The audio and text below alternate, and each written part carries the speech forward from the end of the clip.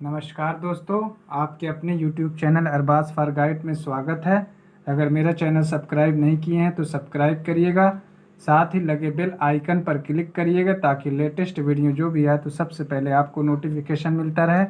आज इस वीडियो में मैं आपके सामने एक नया टॉपिक लेकर आया हूं जिसका नाम है EVGC educational vocational guidance and counselling.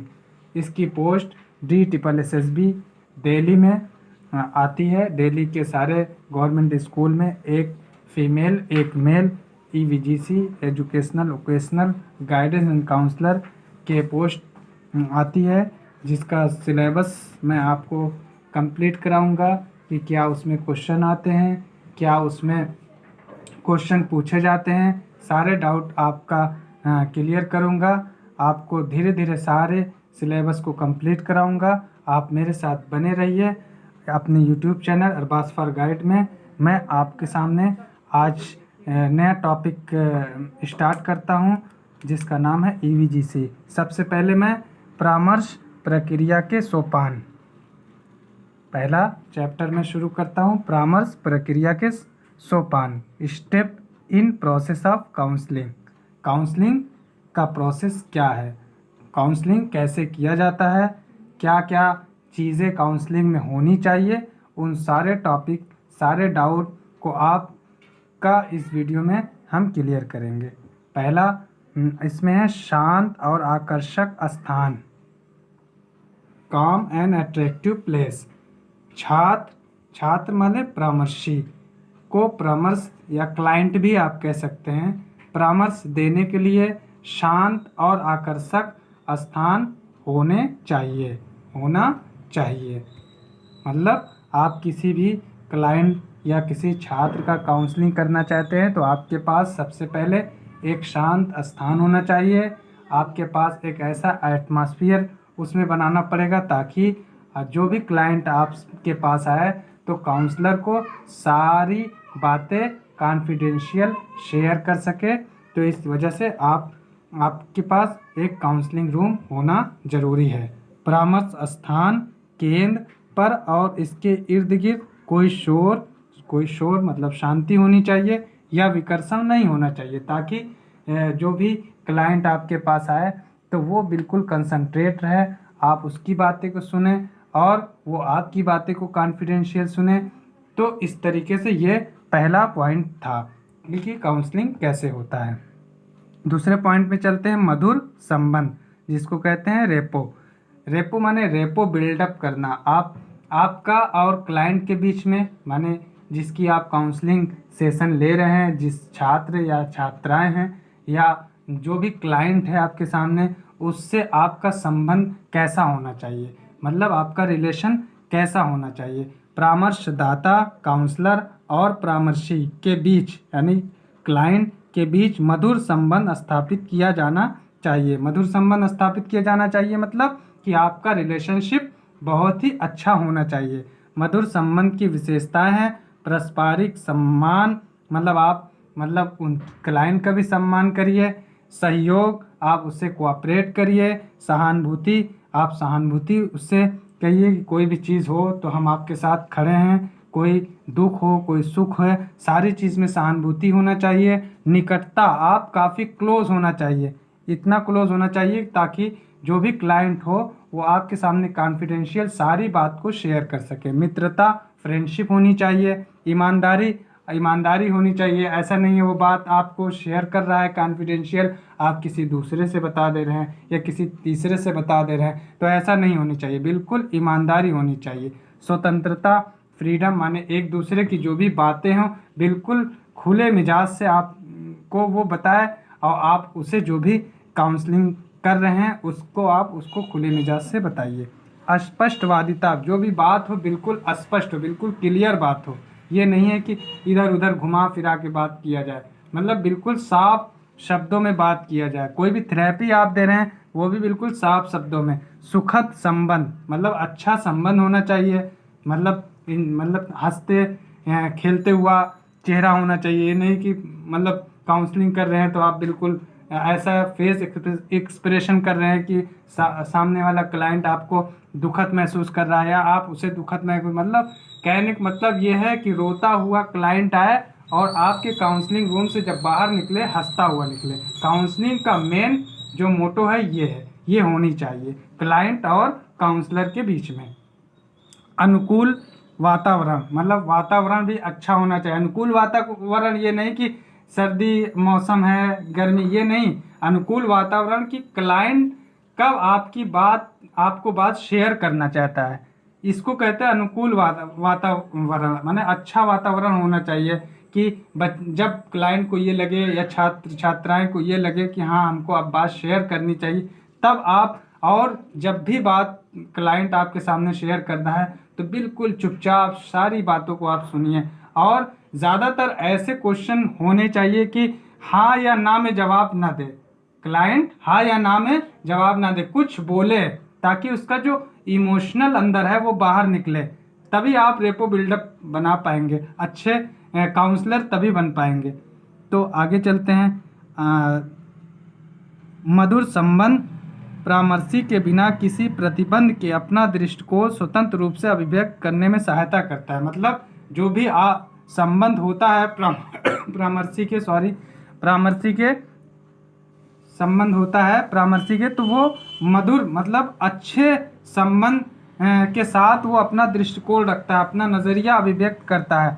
तीसरा पॉइंट है संबंध प्रश्न, रेलिवेंट क्वेश्चंस। परामर्श से पूछे जाने वाले प्रश्न संक्षिप्त और विषय से संबंधित होनी चाहिए। मैं आपको पहले भी ऊपर की वीडियो में बताया, ऊपर के टॉपिक में, कि जो भी आप क्वेश्चन परामर्शी से पूछे वो प्रश्न बिल्कुल संक्षिप्त में हो, शार्ट में हो, बहुत ज़्यादा बड़ा ना हो, बहुत ज़्यादा ऐसा भी ना हो कि वो सिर्फ यस और नो में जवाब दे ना।